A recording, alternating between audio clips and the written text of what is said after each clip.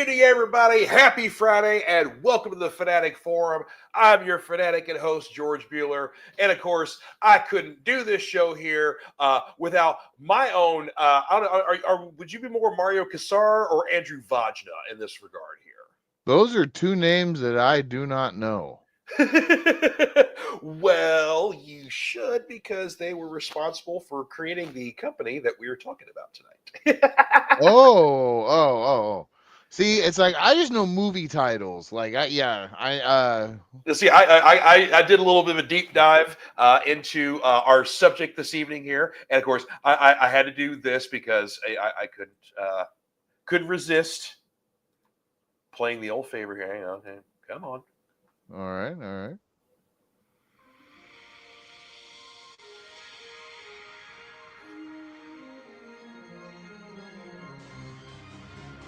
Dun, dun, dun, dun. There you go. Our subject this evening is talking about Carolco Films, the probably one of the biggest independent production companies and studios in America. Within definitely in the heyday of the 80s and the 90s, even though they started in the 70s, they had a lot of killer films, a lot of big films that came out. We're going to definitely talk about our favorites, but then there was one particular film that basically killed the studio. And literally, the studio was shut down by the time this movie was in theaters. We're going to talk about that as well. Yeah. Carolco came out it was in this weird time of a bunch of powerful indie studios that really kind of changed movies for a while. Yeah. And and now everything is just kind of homogenous. Yeah, and I'll go on movie nerd rant or movie. I'll go on Seth movie nerd rant later. So wonderful. I mean, because you are the cinephile man hammer tonight. So there you go. Yes, I am, because we're going to be talking about some classics. Yes, that sir. I've got listed here. Yes. Hey, V, salutations. What's up, V? You. Good to see you, brother. Good to see you. How you doing down in the land down under? Crikey. Yeah. I hope you're eating a Vegemite sandwich, sir. Oh, good old Cannonball. I hope he is. Yeah, he has many nicknames on Whatnot. So that's what. Of course, a lot of these are self-created nicknames too, by the way. So. Oh, okay, fair. I respect a good nickname that you claim. Mm-hmm. Yeah. Having done so myself, because no one else is going to claim to be Manhammer. Though in my office sometimes I did try and give myself the nickname Magic Fingers, and that did not go over very well. Yeah. Oh God, I love it. When you're the one guy that can repair certain pieces of office equipment, and you're like, well, that's why they call me Magic Fingers. Seth, no one calls you that. Quit saying that. I would get that a lot. Yeah. Oh, hey, Martin is in here. Good afternoon, Martin? evening. How you doing? The notorious German grumpy Grinch, ready to burn down the house with nasty comments. This week, 40 reasons to terminate the show's 2 hours rule. Yeah, I don't know if we're gonna go 2 hours like we did last time, but wow, that was a big old show there. Yeah, you got a supersized show on that one, but yeah, most definitely. So, yeah, nothing too much going on, right now. Kind of the world of fandom is kind of it's a little quiet in some regards. So, well, it's kind of a big deal for me tonight because I was all I got home and I'm getting my dinner heated up and got the TV going, flipping through, and the ad pops up on the Roku TV about Disney Plus now having Brave New World. Yeah. So I'm gonna give that a shot tonight. I think you were pretty high on that movie, if I remember correctly. Yes, sir. Yes, So sir. I'm gonna now. I haven't watched Captain America and the Falcon. You don't really have to. Basically, are you familiar with the Isaiah Bradley series? What was it called? Truth, where basically Isaiah was a Captain America that served during the Korean War, but he was also black. So basically, history kind of buried him, and the government literally put him in prison after they were done with him. Yeah, I do remember that storyline. Yeah. Okay, well, Isaiah Bradley was introduced in the Captain America or the Bucky and the Winter Soldier and Falcon and Winter Soldier series. Okay. So yeah, so they introduced him, and it's Carl Lundley, basically Martian Manhunter. Oh, cool. Yeah. So they introduced him, and they also introduced his grandson, who basically becomes one of the Young Avengers. Was it Jeremiah? I think is what the name is. So basically, they introduced both of him. So Isaiah pops back up again in Brave New World. Okay. Yeah, but yeah, other than that, that's probably the only thing you'd really need to know. Yeah, I've noticed that it's like, you can kind of skip movies here or there, and they'll kind of catch up with what you need to know, and sometimes you can just kind of go with it and just kind of still keep up. They're not big think pieces, some of these movies, but Very true. but this one I'm actually excited about, because it's like there's some plot. I'm excited about seeing what they do going back with the Hulk stuff, and like with the Abomination, and Harrison Ford as Ross. I that was interesting to me from the trailer. Yeah. So I'm looking forward to checking that out tonight. Diamond Dave in the house. He came here to chew bubble gum and watch the Fanatic Forum. Yes, sir. Yes. Yes, sir. Yes. Good to see you, Dave. Hope you're doing well, my friend. Oh, man. Well, actually, one bit of fandom, of course, this was kind of spread out around the comic book news over the past few days. But a couple of months ago, Grant Morrison came out and said that they were going to be doing a new project for DC that they were excited about. It was a team up of Batman and another unconventional character, but it wasn't a Superman. It was somebody they've never worked. They've never worked on before. Well, this week it was announced that after 25 plus years, DC and Marvel are doing their first crossover once again. Yep, I heard about this. Yep. So on the Marvel side, coming out in September, you will see Deadpool and Batman. That one's going to be written by Zeb Wells. I can't remember who's doing the art on that one. And then over on the DC side of November will be the Grant Morrison side of things, Batman, Deadpool. Yeah. I want some of them. Grab me them issues.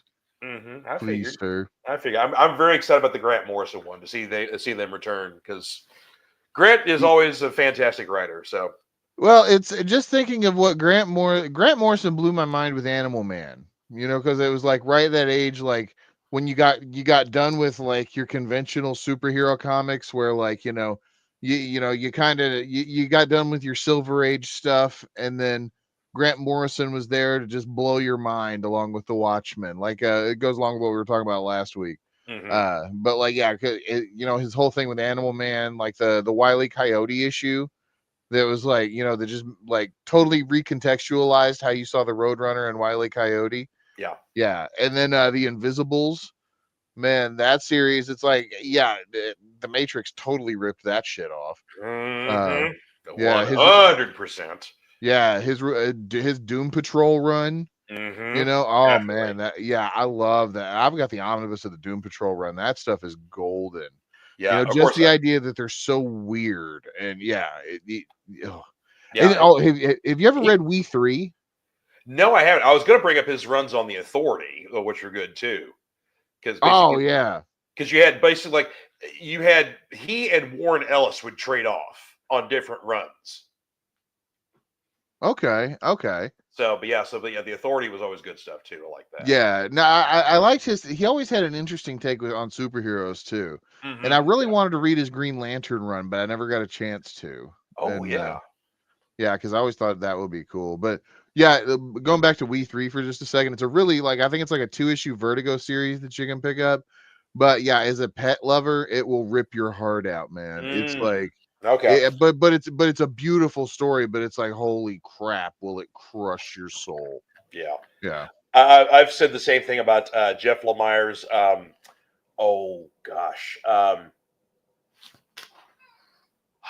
It's a series that starts with a P. Primordial. Yeah. Okay. Yeah. Yeah, it's a 6-issue series he did for Image Comics. Basically, it plays with history in the space race. When basically, we sent up a monkey and the Russians sent up a dog into space. Well, basically, both of those crafts in the altered history disappeared once they left the atmosphere. And so basically both Russia and U.S. just basically shelved their space, things, and just nothing was ever said or done about it. Well, the two scientists who were the leads of both those, and basically were the owners of said monkey and said dog, decided, they weren't going to give up, and they were always going to see what happened. Well, 30 years later, the spacecrafts returned. So it's a really good story, but yeah, as an animal lover, you will be crying like a baby at the end. Oh, that sounds killer. Yeah, it's a good one though. Yeah. Let's see. All right, we had a few more comments in here. All Oh, right. Dave Diamond Days says, I think the first time he saw Carl Lumbly was in Buckaroo Banzai. Great. What's a truck? Oh, I haven't seen Buckaroo in forever. Man, I love that movie. Yeah, that's I got that one on Blu-ray too. I've been that I need to watch that again because that's been like the 4th or 5th time lately. Some Buckaroo Banzai has been mentioned, in the past couple of weeks in my bubble with Peter Weller. Yeah, exactly.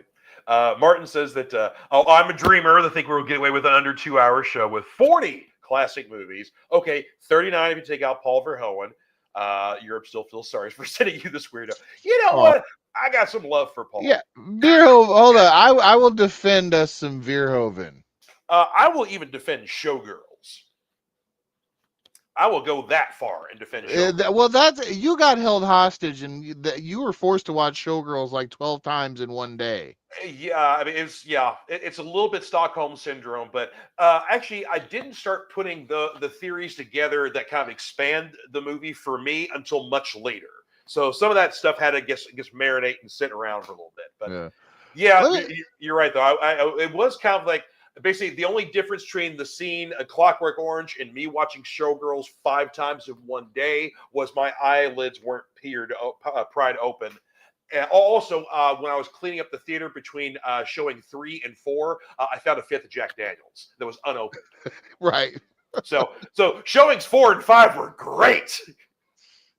Now let me ask you the Fanatic Forum tangent. Here you go, Mike. Man, yeah, maybe this is the start. Of another epic episode. And never say never. So, like in the case of something like Showgirls, that has become like that has started to get like a little revisionist history going on, a second look. Sure. How much do you think that might be death of the auteur, or death of the author? In regards to like, the director makes something and puts it out there, but it's like your interpretation of it that is ultimately what matters. So like if you're thinking that it's this like this big commentary on, the state of sex in the country and at the time of the making of the film, like, that's you like reading into it, so to speak. It's like, so how much do you like, and of course, obviously we're all going to put our biases into everything. Sure, yeah. But like, how much do you think, or how much stock do you put into that idea when it regards to how can we consume art? Well, I think it also, a lot of people I've seen, especially a lot of videos online, where you get people who watch an old movie and then remember a recent movie where something happens, and all of a sudden they get in their head like, oh, well, what if, Back to the Future was really a prequel to The Matrix, kind of stuff like that. Yeah. And they have, an argument about it, and they show examples of whatever else, and somebody kind of pieces together. Sure, I've seen a lot of that stuff, and some of those make sense. Some of those are like, okay, that's you're reaching, but definitely we're going past the intention here. I think this is a case of maybe not necessarily the intentional audience, but an audience that accepts it more for what it is and enjoys it for what it is, finding it and then celebrating it and deciding to pick it apart a little bit more. Because basically, Showgirls is definitely picked up with the LGBTQ audience. Right, yeah. Because it to them, it's almost a satire. Yeah. So, there's a lot of that that's kind of, been embraced with Showgirls. I always kind of saw it as a very sideways revenge movie. And yeah, I've seen a lot more appreciation towards that angle of it lately too. The actual plot of the movie, like, because once you get past like the titillation aspect of it, and really trying to see what Verhoeven was trying to say, then there's like, yeah, and of course it's been, gosh, probably years since I've seen it, and I honestly can't even tell you if I've actually seen the full uncut version of it, to be completely truthful. Yeah, but. I remember catching part of it on FX one night and being very visibly obvious that they CG'd bikinis on these women. Yeah. Yeah, because there's a lot of nudity in the movie, and then of course there's some very infamous sex scenes that are just horrid sex scenes. Yeah, Yeah. but yeah. So I mean, like I say, there's some interesting commentary in there that people kind of taken away in later years. Like I said, I've always seen it kind of like I said, like a sideways revenge film. But also, there's a little bit of a women's empowerment kind of message in there too. So like I said, yeah. Oh man, we could do a whole episode on that. Like, movies are misjudged by like the female perspective, or misjudged on the female perspective. Because I would defend on like I Spit on Your Grave. I would totally take that. Yeah, take up that one as like a very feminist film. Yeah, it is of course very brutal film, but yes, definitely a feminist movie for sure. Dave saying his first Carolco movie he saw was Carbon Copy, which is all the first Denzel. Dude, I haven't seen Carbon Copy probably since it came. I know. Wow, man, yeah. I tell you, one old Denzel movie I revisited not too long ago that I forgot how good was Ricochet.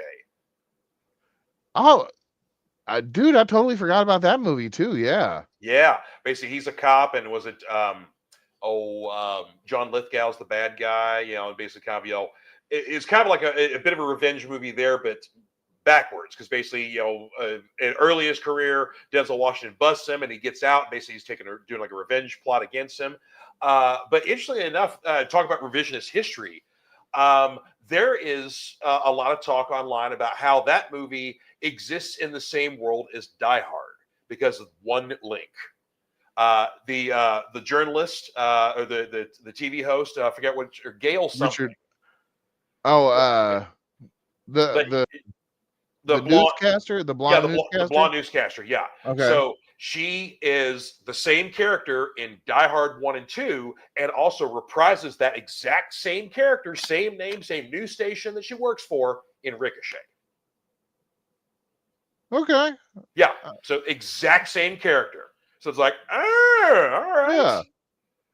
I kind of dig that like unofficial Hollywood universe, like where they kind of share characters like that sometimes. Mm-hmm. And then did you ever hear like Blade Runner and that Kurt Russell movie Soldier take place in the same universe? I've heard that too, yeah. Yeah. Which, man, I haven't seen Soldier in probably 25 years, man. Yeah, that's another underappreciated one. Yeah. But we're burying the lead a little bit, jumping into yeah. Oh yeah. Yeah. Yeah, there you go. I was about to quote his line, but that was from Philadelphia, where he plays another lawyer. Is like, all right, explain it to me like I'm a third grader. Oh yeah, that's the one where he gave Tom Hanks AIDS. No, he didn't give Tom Hanks AIDS. He got Tom Hanks money because Tom Hanks had AIDS, and his bosses fired him because he had AIDS. So he was. I'm pretty sure Denzel gave him AIDS. I didn't see that cut of the movie. But but Denzel was his lawyer in the movie, I believe. I don't know. This is also what I do to torture people in my office too. It's like they're like, "What's that movie?" Like they know me as the movie guy, so like it's like I'll give them like correct information 90% of the time, and then there's other times where I'm just bored and I will just be a total ass. Where they'll be like, "What's that Denzel movie?" And I'm like, "Oh, the one where he gave Tom Hanks AIDS." And and they're like, "What?" And they're like, "No, that's Philadelphia." But you didn't get, and then they try to explain it to me. And then I just keep, I torture that.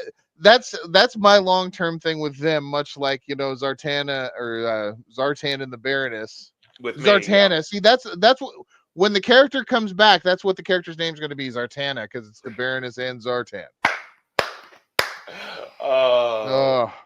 Oh, by the way, you're gonna love G.I. Joe #7 because your boy Beachhead debuts in the EU. Yes. Yeah. Oh, Martin's got us. It's story time with Martin here. In 1995, when Showgirls was made, he was in the middle of his acceptance exams for med school. Went to watch this movie with his girl. Got so upset that he failed his first attempt. So for you, Paul Verhoeven is a no-go. So you blame Paul Verhoeven for failing your first because Showgirls upset you so much. Well, okay, I can respect this in a weird way because I kind of have the same weird grudge thing with David Lynch. Okay. All right. Yeah, and that's but we took a date. I mean, granted, maybe you're shitty girlfriend, but you took a date to Showgirls. Showgirls is not a date movie. Hold on. Okay, hang on. There's people having sex. There's nudity in it, but it's not a date movie. Pause. Let's put things into perspective right here, and I'm going to compare two films. We're going to play a game right now, and it's called Comparison. And now we're going to take Showgirls, and we're going to compare it with Paul Verhoeven Showgirls, and we're going to compare it to David Lynch's Twin Peaks Fire Walk with Me. Okay. And we're going to pretend like this is how I can understand where Mike's coming, or Martin, yeah, thank you. Sorry, there's so many people now in our chat trying to keep up with everybody, but so I know where Martin's coming from, because I had a date come over to my apartment one time, and we had both been out a couple of times, and like, Twin Peaks was like a show that we really kind of connected with over, and by, like.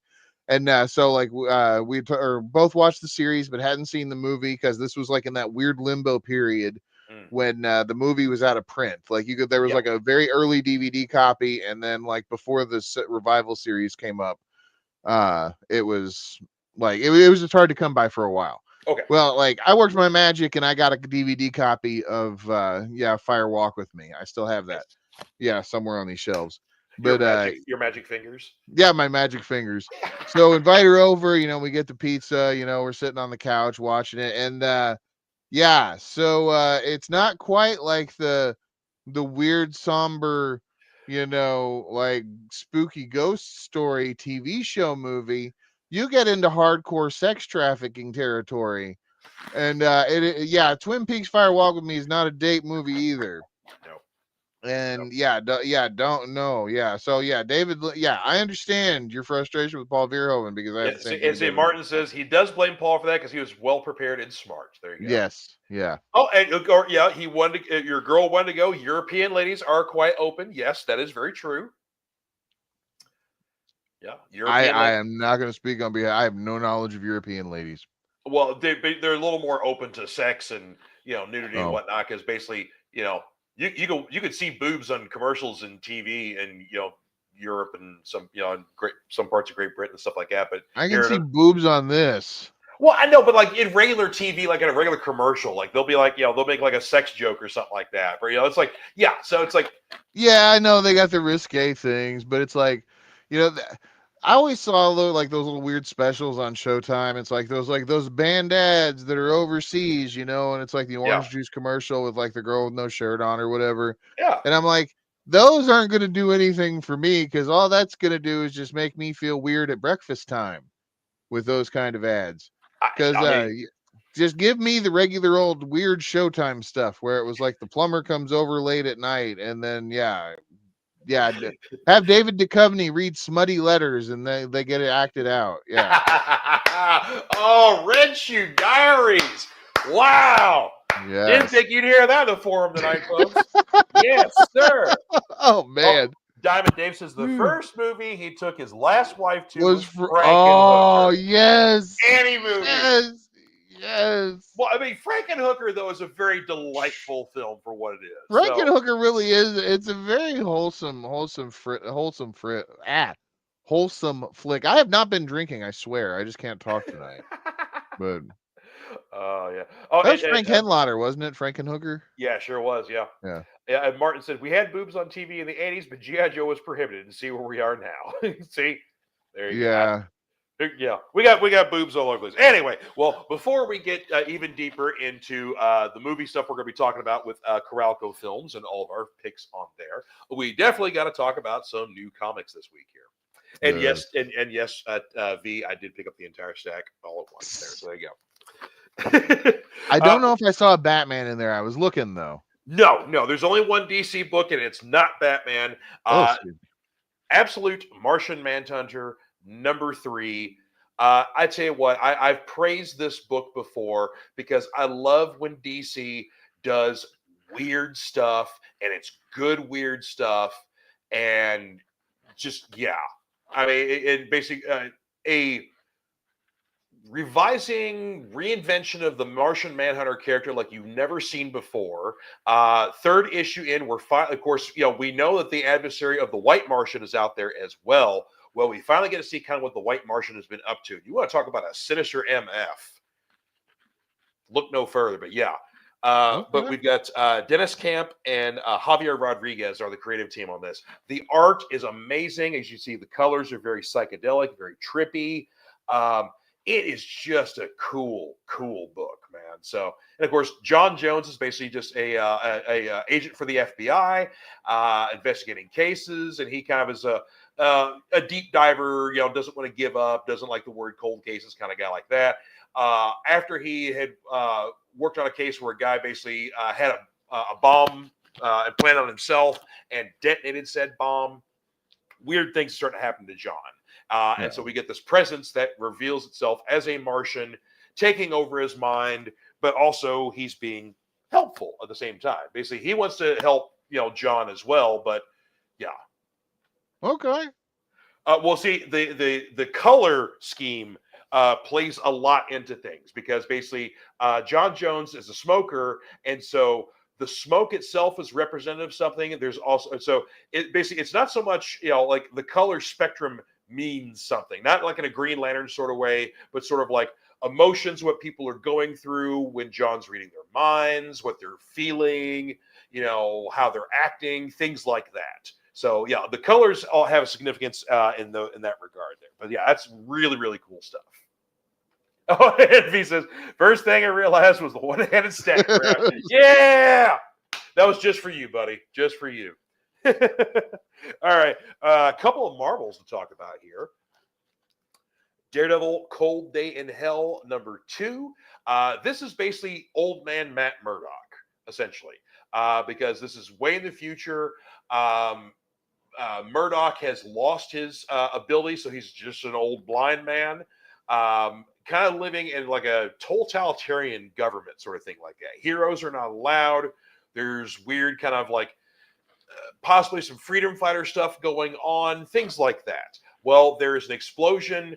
That basically a dirty bomb goes off in the area where Matt is in, and it's radioactive, and it reactivates his powers. So he starts getting a little more active as a superhero again, even though he's an old guy, and realizes that his powers are kind of back for a limited time because he already kind of feel them slipping. But getting to work here, but basically we're seeing older versions of Bullseye, the Punisher, Elektra as well in here. So yeah, it's only a 3-issue series that Charles Soule and Steve McNiven are doing, but this is going to be one of those instant classic sort of things. That sounds cool as hell. Yeah, we 100% sold out of issue 1, and then we even got second printings. We sold out of that one too. We still have a few left of #2 here, but yeah, it's really, really cool series.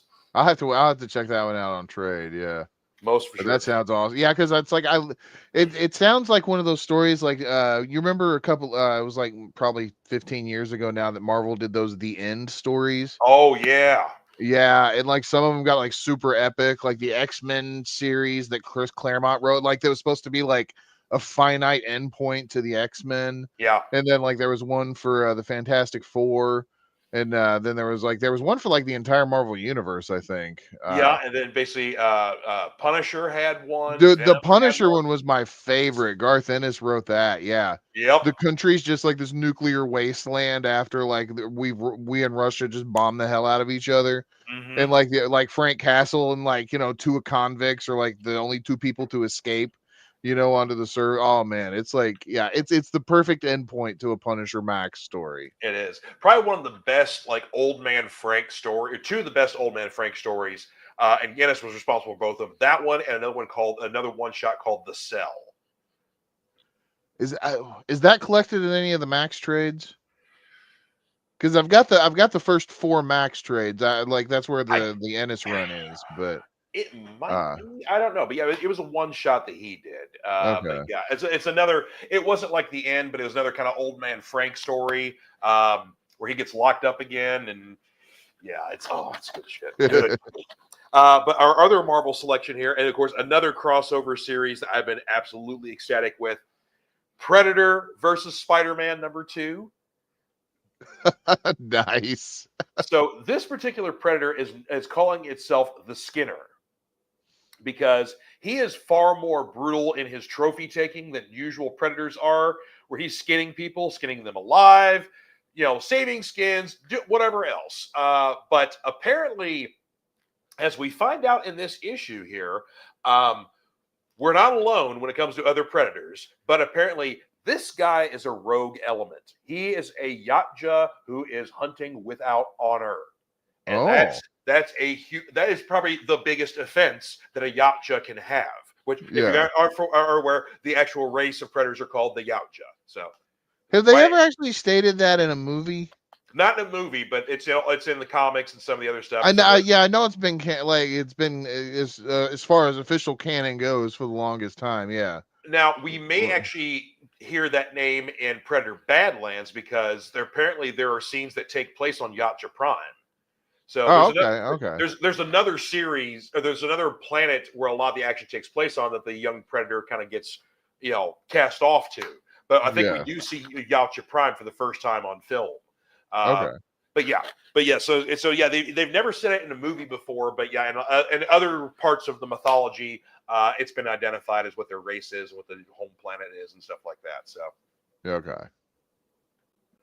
hey, what's up, producer J Dove? Good to What's see you. up? It's Carolco's his ringtone. Oh, That's nice. awesome. Yes, it is. Yes, sir. Dave says his favorite weird Punisher story is Cosmic. Oh Oh yeah, yes, I Cosmic. love Cosmic Ghost Rider. Yeah. Yeah, I mean, as come soon on. as I heard about that one, I was like, I need that series. I had to go out and I went out and saw it like the first 5 issues of that.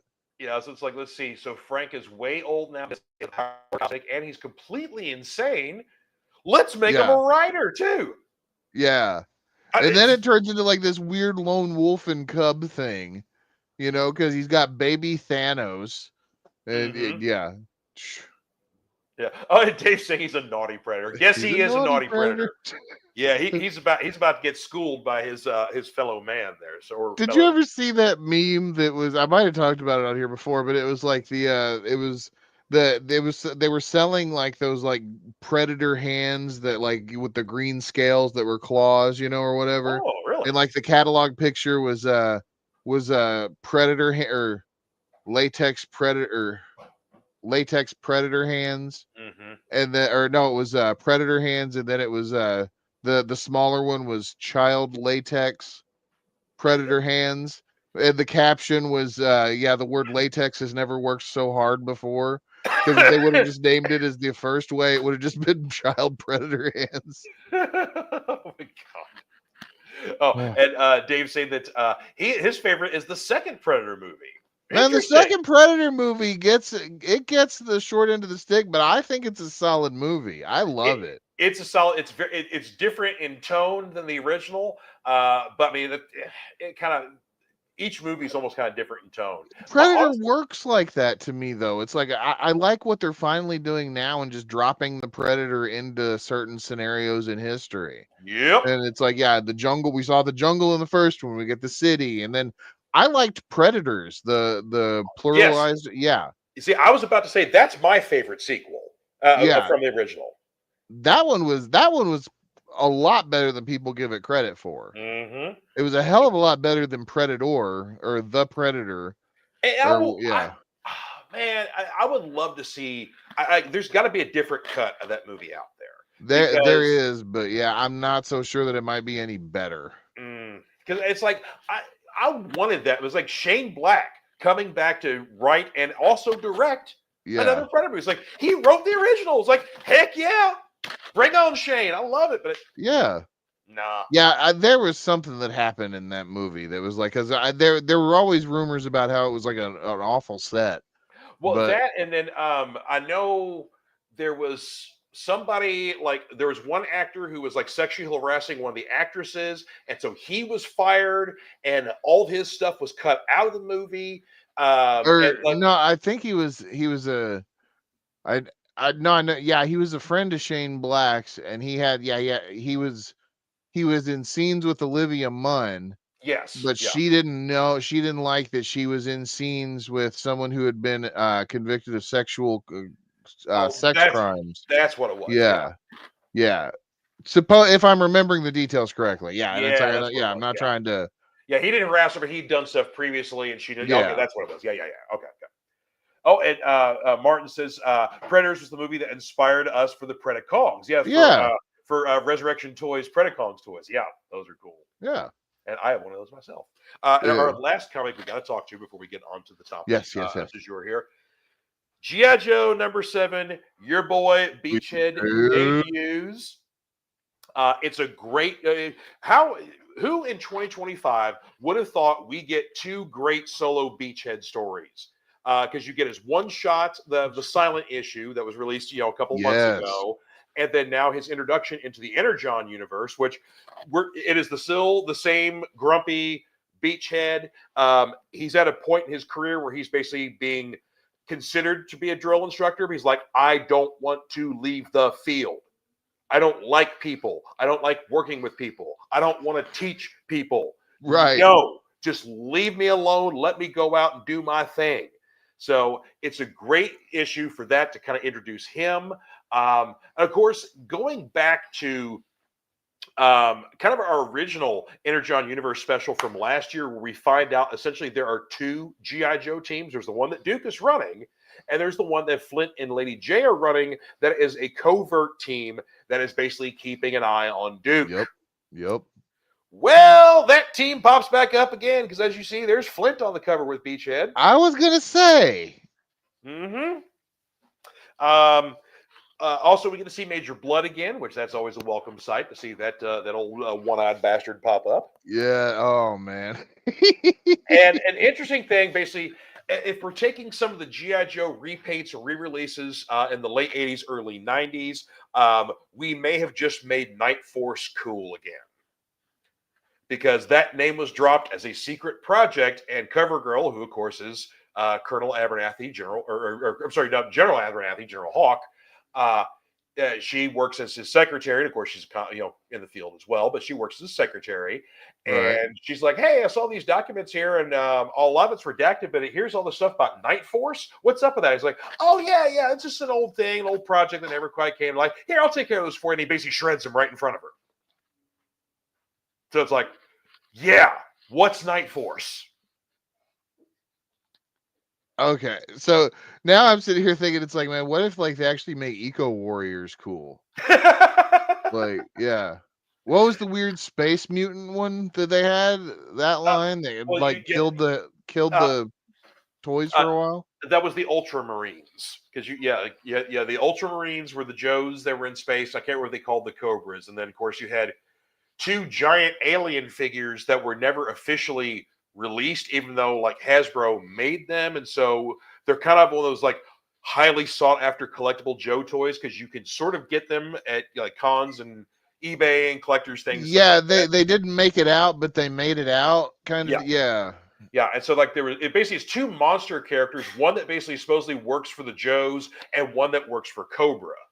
But yeah, they're like alien monsters sort of looking things that basically worked alongside their respective teams. Yeah. Oh, I'd also like to thank my cat Iris for currently spite shitting right next to me here while we're live on the air. So, oh yeah, thank you, dear. That's a nice smell that's going to permeate here for a few minutes. Yeah. So like Mika last night, I'm sitting there in bed reading, and I've got my glasses on and everything, and she lays right by my pillow. She just won't stop. So unless she's not just farting right in my face, last night, she just yawns. And then she just starts to kind of do this little head shake thing. And I look over and she sneezes. And there's this big cat booger just sliding down my glasses. And it's you little shit. You are lucky that I love you. Oh, no. That's what's, yeah. I'll be loving on the cats. Just give them loves, give them belly rubs, and all of a sudden, they just just rip ass on me. Yeah. Come on. Oh. Yeah. Oh, I know. I got all right. So our subject du jour this evening here is, what was your favorite release from Carolco Pictures here? A little independent movie studio that basically started in 1976, and by 1995 they were dead and gone. Kaputskis. Yeah, and funny enough, I had to, at first I thought you were talking about Canon Pictures, Oh yeah. And yeah, so then I had to just double check and make sure that, you know, we were not talking about the same studio that made like the Chuck Norris stuff like Delta Force and Invasion USA and And things Masters like of the that. Universe. Yeah, and Masters of the Universe, because I was actually kind of stoked to talk about Masters of the Universe, to be honest. So that's But that's a whole other episode all on its own. oh yeah, yeah. But I still get to talk about one of my other favorite Dolph Lundgren movies, Yes. and yeah. Yes. So it's like, how do you want to do this one? Because it's like there's movies that we have that we picked, and then there's like just like honorable mentions. I'm just looking at their filmography right here, Mm-hmm. starting in 1976. Future World. Do you remember that one? The Yep. sequel to Westworld. Sequel to Westworld. Yep. Didn't do so hot, but you Yep. know, that one. But Yul Brynner got work again, so there you go. Yeah, can't blame you on that one. Mm-hmm. And then yeah, the next time they really kind of pop up with something I heard. Well, The Changeling. I've heard of that. Yeah, there you But go. That's yeah, where but she's then got worked up. Shogun. I didn't know that Carolco was involved in Shogun. Yeah. Which, man, I tell you, the old Richard Chamberlain TV miniseries, dude, that was event TV back in the day. Yeah, because it was basically like a free movie. Yeah, That pretty you would much. get because they pumped so much money into this thing, and it's like I heard that it was great, Yeah, but you know I even heard that the new one was really good. yeah, the FX series. Yeah, I've also heard the same thing. Yeah. Yeah, We'll get into some mentions here. Diamond Dave posted this one earlier in the week, but his favorite releases for his favorite Carpenter film, They Live. They Live. Yep, there you go. Love that one.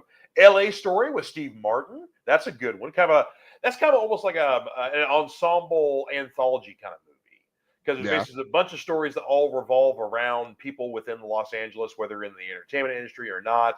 And then I think there's like a billboard that kind of plays a part in the movie too, like a Oh billboard. yeah. Of course, one of Carolco's biggest releases, Terminator 2. Dun dun dun dun Dun. dun. Arguably one of the best, if not the best, action movie of all time. That's I'm not saying that I think that is, but I can. It's in hard. the argument. Yeah, It's hard to beat. It's hard to beat. Yeah, and it's weird to consider this. This is technically an independent film. Yeah, which is really. As much money as it had, as much of a marketing campaign, as much swag and toys and breakfast cereals and whatever. Yeah, the R-rated movie Terminator toys. Yes. Yeah, the Play-Doh sets. Yeah, where you could put skin on. Yeah. Oh man. Yeah, make your own Terminator with Play-Doh. It's like Do you remember the DVD release though? The first DVD of this that had the steel case on it that was embossed. Had it. Yeah. Did you know that there was that secret code that where you could put in to watch the extended cut of Terminator 2? No. Yeah. Yeah. If you on the menu screen, if you went to the chapter select or whatever and typed in on it, you had to have a remote with numbers on it, but it was the date that Skynet became live. And hit enter. It would show up with the extended cut with the scenes in it. Now you still got the scenes on the disc itself, so you didn't miss anything. Yeah. This would just play them all in there as like one solid movie. That was cool as hell. Which is actually a cut on this now, so you don't have to. That is something that's been missing in Blu-rays. Is Yeah. fun Easter eggs like that. Yes, 100%, 100%. Like the chronological cut of Memento. Dude, I was literally gonna say that. I was literally gonna say that. Yeah, it's like you could buy and get like the nice deluxe edition of Memento, and there was like I forgot what it was like. It was like a test or something. It was like a little psychological test you had to take. Yeah, and like picking out certain words. If you picked the right sequence of words, it would play Memento in actual chronological order. Yeah. So basically, essentially, it was from the end of the movie to the beginning. So yeah, it was brilliant. It really was. Man. Yeah. There was Fight Club is full of them. Yep, Fight Club full of Easter eggs. Like there used to be websites just dedicated to DVD Easter eggs that they don't work that they don't do on Blu-ray anymore. No, they don't. Yeah, that is a lost art, and us cinephiles appreciated the hell out of that stuff. Yes, every time I had a new DVD, I looked for Easter eggs. Oh yeah, because it was so much fun just to just play with the remote just to see what would happen. Totally. Yeah. See other mentions Dave's got here. Stargate, another fun one. Yes, Kurt Russell, James Spader. That is an underrated movie. Russell McCall, represent. Punisher with the Dolph Lundgren version. Yes, sir. Yeah, we're gonna be talking about that one. Hey, that looks familiar. Yeah. Total Recall. Yeah, another big one for Yes. them. Chaplin. Basically, The Charlie Sheen. Yeah. Or no, Robert Downey Jr. Or Downey Jr. Yeah, Charlie Sheen. No. Well, Charlie Sheen had Platoon, and then basically, and Robert Downey Jr. had Chaplin. Yeah. And then, of course, a very underrated movie, Angel Heart. Oh, which made you a Mickey Rourke fan. Yeah, and also like probably one of the best roles that De Niro ever had. Yeah. So, all right, I'll get down here some more comments here. Good Lord, we got a bunch of here. Oh, and Martin says his favorite is The Doors. Yeah. Oh, yeah. Yeah, that's also a good Oliver one. Stone and Val Kilmer flick. Yes. And basically, Martin's got the original Rambo. We're going to talk about that Rambo, one. Yep. Chaplain T2, Universal Soldier. Yep. Yeah, there we go. Well, let's basically, you want to just trade off here? Because I've got, let's see, I've got 5 movies to talk about. And of course, there's one honorable mention because we have to talk about the end of Carolco. Yeah, absolutely. Yeah, I got 3 myself. Let's go ahead and start out with our boy Dolph Lundgren. Yes, the Punisher. What was his name in It's Always Sunny? What was that was Thunder Gun. Thunder Gun, yeah, John Thunder Gun. John Thunder Gun. Yeah, this movie, it was, man, like should have got released in theaters in 89, but ended up getting because of some kind of weird stuff didn't get released to video until 91. Yep. But it's it was really it was a big it was Marvel's first movie, wasn't it?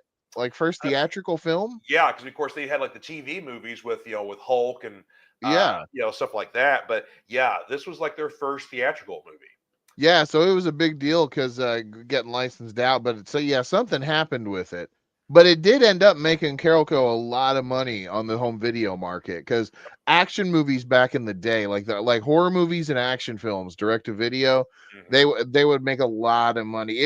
It was interesting to me because that sounded a lot like how Judd Apatow was talking about comedies did in the mid 2000s. Where like you could have a theatrical release for a comedy that would still make far more money on DVD because people would buy it. And it was just got the parallels just kind of blew me away. Well, basically the Punisher deal was part of a 3-picture deal. Basically where you would have had Carolco teaming up a little bit with Canon and Columbia Pictures because they had a Spider-Man movie that James Cameron. The Cameron Spider-Man, yeah. Which, man, if you want to go back and look at that script, you want to talk about a superhero movie that would have pissed off its base audience, look no further than the Cameron Spider-Man. Thankful that thing never got made, yeah. Dude, that would have made the Tim Burton Superman look like an instant classic. Yeah. The script for that was so bad you wouldn't have recognized Spider-Man, the story, nothing. Yeah. Organic web shooters were about like the nicest thing in there. Well, James Cameron had no business touching anything. Yeah. Cameron essentially was wanting to remake The Fly because basically by the end of the movie, Peter Parker would have turned into a man spider, as in a humanoid spider creature. So he wanted to go like full on metamorphosis sort of thing like that. Also, at one point, there was a deal for an Iron Man movie that was going to be done in the 90s with Tom Cruise attached to it. I was going to say, I remember hearing about the Tom Cruise Iron Man because, Tom Cruise was attached to a lot of comic properties for a while. Yes, he was. I know there was a hot minute when Youngblood was going to be made. And with Tom Cruise and Rob Liefeld together, man. Yeah. Well, I mean, somebody who can't draw feet and somebody who's got tiny feet. So, just saying. You're throwing shade at my boy Rob. Well, yeah. I mean, this is a man who's recently come out in the press and saying that, oh, comic book stores really never did anything for him, so he doesn't really have a lot of love for them. Like, where the hell do you think your books were sold, jackass? Because it sure wasn't at Walmart. It sure wasn't at Walgreens. Nah. So he had a new Youngblood book that was released, basically kind of reviving his old title here. We had an option to get it, and we said. So people asked if we got it. I was like, nah. Rob Liefeld doesn't like comic book stores, so we don't like Rob Liefeld. That's fair. Yeah, I can't really defend him on that one. Yep. I wasn't offended by his art so much. I was always kind of a weird fan of it, but his art is fun. I will definitely. It's very 90s, but yeah, it is fun. But no, screw that noise. Yeah, it's that doesn't make any damn sense. Well, Rob has always been kind of even in his early career has always been a master of clickbait. So he's one of those kind of guys. Oh, dude, one thing we didn't even bring up at all that we should have by now, Peter David, man. Oh my God, yes. I knew there was something else I wanted to talk about. Yeah. Okay, sidebar, we're going to talk about Peter David because just for a few minutes, totally. Because of course, Peter David passed away. He'd had a lot of health issues. Recently been in and out of the hospital. His wife had a GoFundMe for him at one point to help out with the medical bills. So I don't know what the official cause of death was for him, but was it passed away at 68? Yeah, 68, I believe. My personal experience with Peter, outside of being a tremendously talented writer, his seminal runs on the Hulk, X Factor, tons and tons of stuff, lots of screenwriting for TV and film. Mm-hmm. But going back to my TV career and my very first con were basically, and you were there too. And basically, my first two interviews that I got to do were Mike Grell and Peter David, literally in that order. And Peter was, Mike got a tremendous, I had a great experience with him too. I've talked about it before, but let's talk about Peter. Had a great interview with him. You want to talk about just a talkative guy who loves conversation. So we just, went back and forth, went on, much like we do on the forum here. We went on tangents about stuff, got off track, things like that. Definitely one huge highlight of Peter David, a multiple-time GLAAD Award winner for his writing, basically for being, friendly to LGBTQ characters. But he's a straight man. Yeah. He's married, straight, whatever else. But growing up, his best friend came out, and they, of course, were still lifelong friends. And so that's basically where he got a lot of his sensitivity and just, exposure to gay men. So basically he could write much more authentically when he did his X Factor run. Yeah. He always wrote very sympathetic female characters too. His run on Supergirl was very, very well received. Oh yeah. Yeah. And I remember that con you were talking about too, because where we were, it was like Peter David was like right over there. Yeah. And so I remember because we had a couple of days where we were there in the mornings, and we could just go up and just talk to him for a couple of minutes. Mm-hmm. And he was super cool. It's like, I've got my Young Justice script. He had copies of those that he was signing and everything. So we talked about that for a little bit. I got to ask him Dark Tower questions because he wrote the Stephen King comics. Yeah. Yep, sure did. Yeah. And now, one thing though, two things before we get off of it.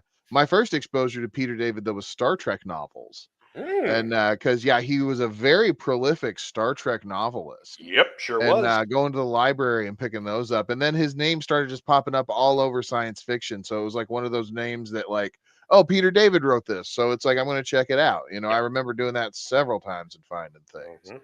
Yeah. But then the other thing was right after the Image founder split, right? And do you remember, because there was that big kind of infight between comic creators about creators keeping their creations to themselves and depriving fans of their best work. Yeah. And Peter David was kind of very vocally against the Image founders at first. And one of the reasons I love Savage Dragon so much is because Eric Larson actually had multiple pages in his letter column devoted to to his responses to Peter David and allowing Peter David to post, his own responses. And it was like, it was a fascinating discourse, and it's like, and that's the thing, Matt, you never get that if you get the trades of the Savage Dragon. You only get that in the single issues, but it was like its own storyline going on that'll never be collected anywhere else. But man, rest in peace, Peter David. Thank you for the stories, for the memories, like for being one of the great storytellers in our lives. Yeah, and just being a great guy too. And my buddy Bill Hood, who basically is an artist who also does a lot of conventions himself, is like Peter's one of those guys that if you got to meet him at one con, he would remember you if you kept appearing at other cons. So basically, he'd be a con buddy. Yeah, and just con buddies are great. Love con buddies, and to have one that's basically such a lauded writer is like, yeah, that's pretty freaking cool here. Dave says he once left Peter David speechless. No easy feat. He was a costume judge at Conglomeration when you debuted Mini-Me. Oh, man. Oh, jeez. Okay, and to give you some reference of why this is really funny, Diamond Dave is about as tall as I am. I'm a 6'4". I think Dave is either as tall, maybe like an inch or two taller, but Dave's a tall dude too. So to him do a Mini-Me, that's hilarious. That's like a football player in a tutu, man. I love it. I love it. Wow.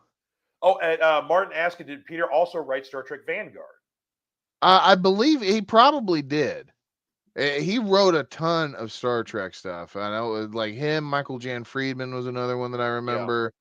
Yeah. I think Steve Perry wrote a good chunk of Star Trek. Never been a big Steve Perry fan. Yeah. But now Peter David, he wrote original series and Next Generation. I think Deep Space Nine stuff too. Yeah. But Peter David, oh man. And Dave says that his first Peter David comic was Spider-Man When Cometh the Commuter. Oh yeah. Yeah, didn't one of his other Kraven's Last Hunt, didn't he do that? Am I remember correctly? I gotta check. He did another good Web of Spider-Man run, I believe. Here, hang on.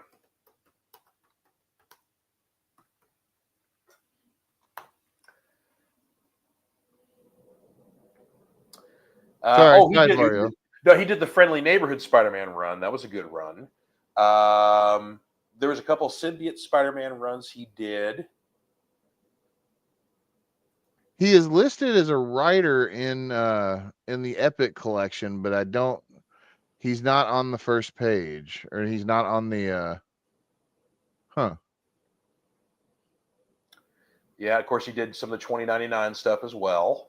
He basically kicked that off. Oh yeah, Spider-Man 2099 was epic. Mm-hmm. Let's see here. God, he did so much too. Yeah, he did a ton of stuff. Yeah, we'd be here all night listing Peter David stuff. But yeah, I know he did a lot of good Spider-Man work too. Well, basically, because one thing Peter was really excelled at, especially at Marvel, was he would do a lot of these miniseries that would take but of course, he was the creator of the Maestro character in Hulk, anyway, which is basically like old man Hulk, in the future, crazy, killed all the other superheroes, things like that. He's done like 3 Maestro miniseries that take place after, or like he's done some symbiote Spider-Man miniseries that still take place within the time period he was wearing the symbiote before he loses it and discovers its venom and all that kind of stuff. So. Yeah. Okay. Dave has an autographed copy of Peter David's first novel under the clever pen name David Peters. Wow. Martin says he loves Vanguard and can really relate to his tragedy. Getting sick also changed Martin's life completely and consumed all my welfare very fast. Yep. Please should have GoFundMe. Well, yeah, of course, yeah. Peter David's. I'm not sure if the GoFundMe still is around anymore. It was basically when he was in ill health, but of course it probably doesn't exist anymore now. Yeah. So, but yeah, just again, rest in peace to just a tremendous writer, tremendous talent. They're a great loss to the comic and fiction community. So, but back to our topic. Yes, back to Carolco. Yeah. Carolco. So I got to start at the beginning here. Basically, this was the house that Rambo built. First Yes. Blood was a huge hit for him. First Blood Part 2, Rambo First Blood Part 2 was an even bigger movie. Holy crap. Yeah, and it totally disregarded the message from the first film, but Yes, America. yes, yes. It was very much a Reagan movie, rah rah USA, sort of stuff like that. So yes, Yeah. completely missing the mark of the first movie and everything like that. Matter Yeah. of fact, if the first movie was more accurate to the book, John Rambo wouldn't have made any sequels because he didn't make it out of the book alive. Right. Now, what's weird though is the Rambo franchise in and of itself kind of makes a weird U arc for me from going to like First Blood was a great movie. Mm-hmm. And then First Blood Part 2 is like, 3 is And then it gets back to like, I think it's the fourth or the fifth one. That's where, Rambo. The self-titled Rambo. Yeah, where he's on the back of the Jeep with like the 50 cal, just shredding dudes for like 20 solid minutes. Mm-hmm. Yeah. Yeah. Oh man. Yeah. They don't make action movies like that no more. Mm-hmm. Yeah, that is my favorite sequel. And then of course there's the last movie, which I can't even remember that one. What the title of it was called, but basically Rambo essentially went home and then kind of got tight with a family that was a neighbor of his, and basically their daughter was kidnapped. So basically it's a sex trafficking movie. Oh yeah. And so basically kind of, it's Rambo versus Mexican cartels. Yeah. So it's not bad, but it's like, man, I was fine with just Rambo being the end of the franchise. Yeah. Like he went home and that should be it. Well, he got his ego stroked doing Rocky with Rocky Balboa, and then got to do it a couple more love times Rocky Balboa. Dude, Rocky Balboa, if you break that movie down, a comparison, basically, if none of the other Rocky movies exist, it's like Rocky, the original, you can even include 2, because it's almost the same movie, just an extension of it, and then go Rocky Balboa. It's an amazing rise and fall of a character. How dare you not include part 4, where he punches the Reagan spirit back into Dolph Lundgren. No. I mean, I'm not cutting those out. I'm just saying if you take that storyline. But yeah, I have a lot of respect for Rocky Balboa and a lot of callbacks to the early movies that one did. So I like, and the Creed movies are good too. But yeah, Rocky Balboa was a nice coda, and of course, it was a wonderful palate cleanser after Rocky 5, which I think we can all agree was a horrible movie. Rocky 5 is an underrated classic, sir, that you need to revisit. Nope. You see, you're baiting me again. You're baiting. No, I am not, because if you really look at it, it's the story of a father and a son, where previously it was about a man and his wife, and is trying to establish relationships. And yeah, and maybe he got too big of a head trying to teach Tommy gun, but there was there's something very poetic about it being a parking lot boxing match. I can't do this. See, I was saying your father and son stuff is also included over Rocky Balboa and the first Creed movie too, by the way. So yeah. Oh well, you just got to do over then. I did the same movie over and over again. Congratulations, Stallone's John Wayne. He made Rio Bravo 3 times. Yes, sir. It happens. It happens. And Rio Bravo was awesome. You only needed Rio to make Bravo it. was awesome. Yeah, you only needed to make it once. Best movie John Wayne ever did. Yeah. Oh, that'll be an effed up history. John. See, there you go. Martin agrees. Rocky 5 was not good. Yes. It was great. Oh, you see, you're baiting. You're baiting there. All right. One I think we can all agree on as a great classic here. Diamond Dave talked about this one here too. 1988's They Live, a John Carpenter classic. With my favorite wrestler of all time. Yep. Starring role, Rowdy Roddy Piper. In his acting debut, if I am remembering correctly. Yes, sir. Yes. Carpenter saw him, and let's not count the tag team pilot, but yes, in his theatrical acting debut. That tag team pilot could have worked, man. You can find it on YouTube. It's it's Roddy Piper and Jesse Ventura fighting crime as cops with wrestling. Yep. And it's amazing. Yeah. I saw it literally when it aired back in the day. And I'm like, Roddy Piper and Jesse Ventura are in a show together and they're fighting bad guys? I'm in. Yeah. But no, yeah, Carolco releasing this, like they had their hands in a couple of Carpenter flicks. I know they did international distribution for Prince of Darkness. Yep. But yeah, this being one of their this movie is a cult classic, and it's haunting as hell too. Yes, With it that is. that face is just iconic, like the alien face, and especially just this whole idea that they're just right there on top of you, and you don't know it until you use your Roddy Piper special sunglasses Mm-hmm. that you have to fight Keith David for 17 solid minutes to get him to wear. Dude, let's talk about that fight scene. How well choreographed it was, how long the fight goes. It's real. It looks like a real fight, like two Yeah, dudes fighting. It's like, ladies and gentlemen, this is what happens when you hire a wrestler to do fight choreography. These guys are literally paid to fight and make it look like they're killing each other without actually killing each other. Why does this not happen for more films? yeah, but I mean, it's a great social commentary. Mhm. Also, too, if you get the Blu-ray or DVD special edition, and you can hear the commentary track with Roddy Piper and John Carpenter, Roddy Piper believes this is a documentary. So, Yeah, who that might tracks. argue with the man? That tracks. Yeah, I mean, I gotta say, the message this movie portrays still works today. You yeah, know, and still, some of the great lines in there too. yes. I mean, we can't Yeah, forget. Diamond Dave brought us in with one, or a riff on one. I came here to chew bubblegum and kick ass, and I'm Oh, all out of bubblegum. bubblegum. And of course, my favorite variation of that comes from Mystery Science Theater. I'm here to kick ass and chew bubblegum, and I'm all out of ass.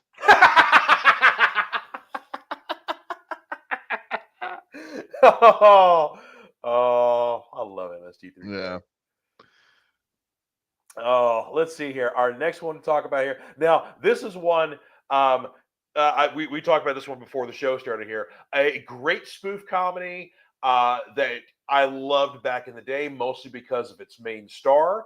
But I can definitely say in 2025, good 50 to 60% of the jokes do not hold up.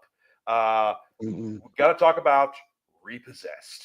Linda Blair, Leslie Nielsen, and Ned Beatty. This was one of those, like, they aired it on I believe they aired it on Showtime around mid-afternoon, and that was when I caught it a bunch of times. Yeah, it's a screwball comedy based around The Exorcist. Well, it's almost it's basically a sequel, because though yeah.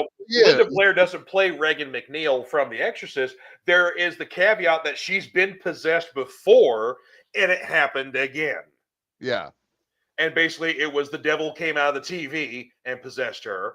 And of course, Ned Beatty plays kind of like a Jerry Swaggart televangelist, slimy kind of guy. And then Leslie Nielsen is the Father May I. Oh yeah, that's right. Yeah, gosh, it's been years since I've seen this, but Yeah, I basically what was it, last year? I got a hankering. It's like, I wonder if this movie's streaming anywhere.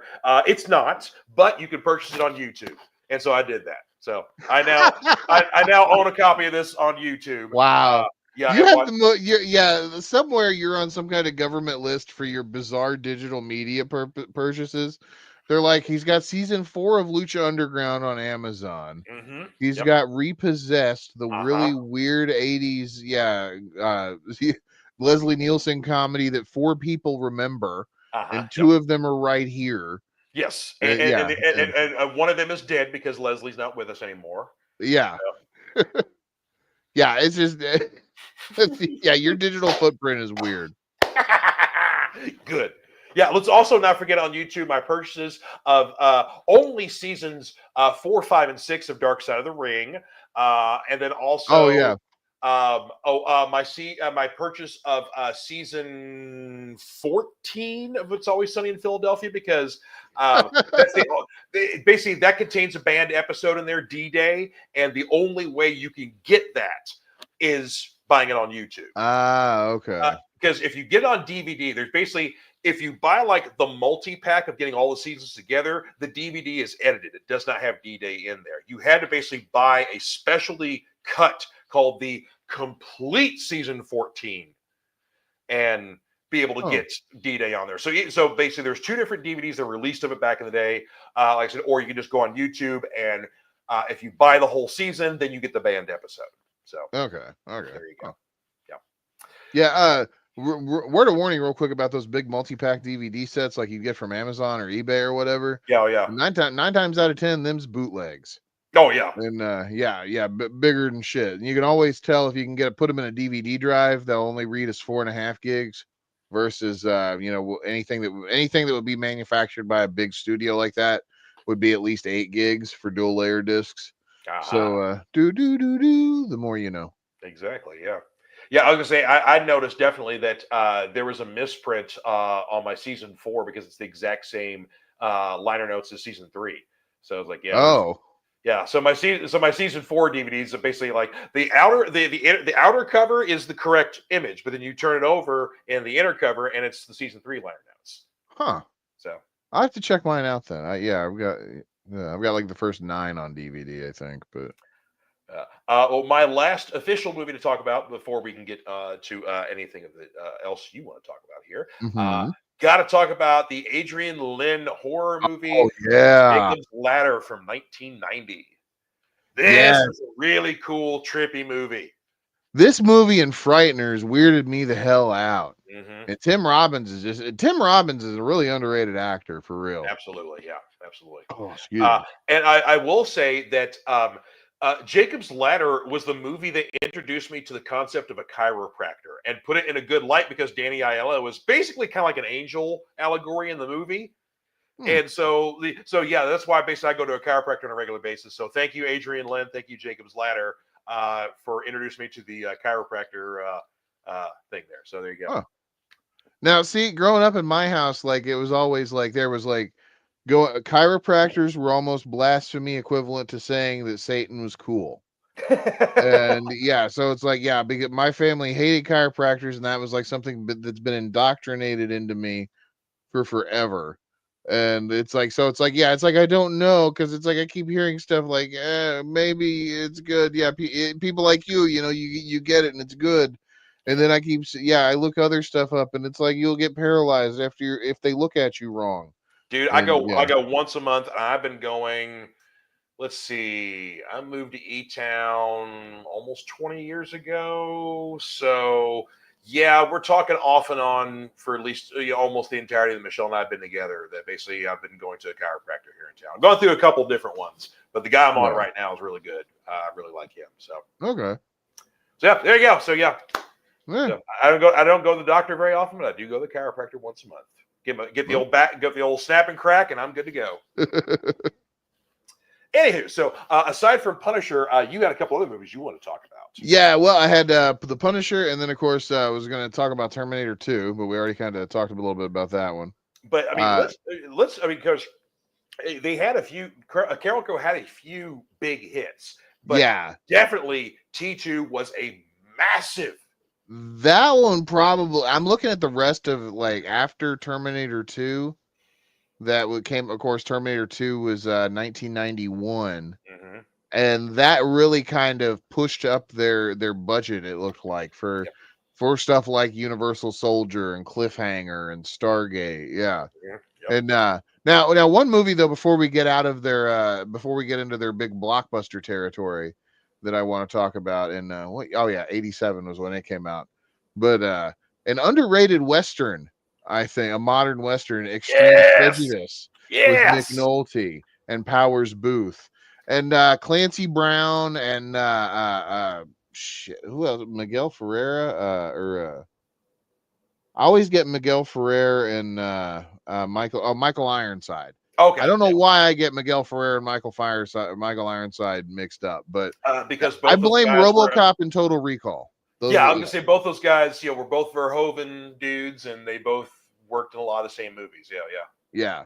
But this movie is it's a great Western piece, and modern Western, and Nick Nolte's just chewing scenery in it. Like this is one of those movies where it's like you watch it and you're like, oh, that's why everybody likes Nick Nolte movies, and it's like why they go watch the bad ones, because they want to see him in good ones like this. But yeah, directed by Walter Hill of Yeah. Warriors fame. Hmm. And yeah, definitely an underrated movie from Carolco.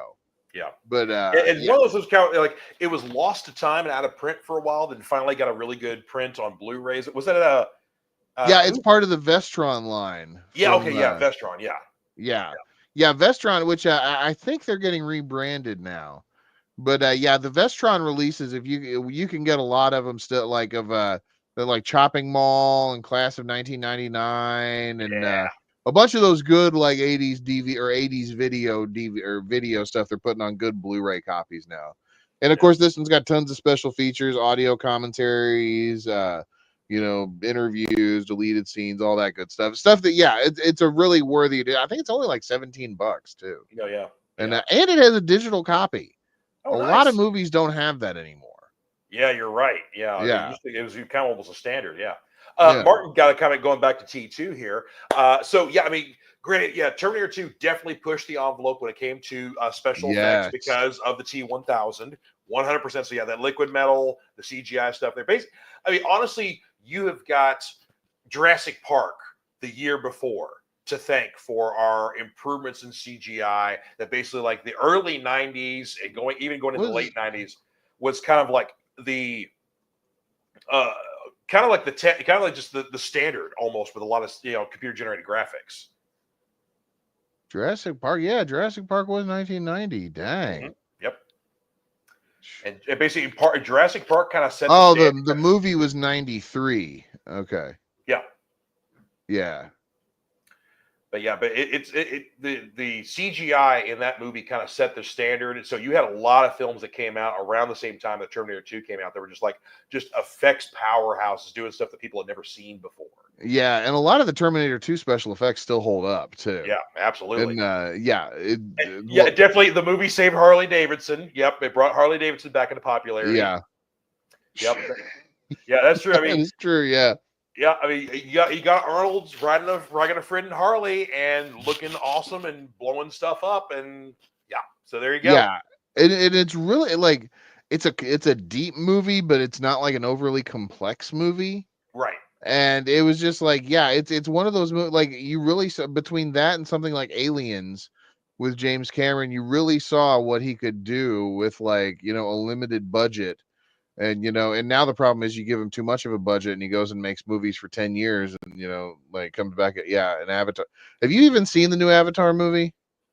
Yeah, I haven't either. I saw the original one time in theaters to see what the gimmick was. I'm like, okay, that animation is really pretty. It's really nice. The story's garbage because I've seen this a bunch of times. Yeah.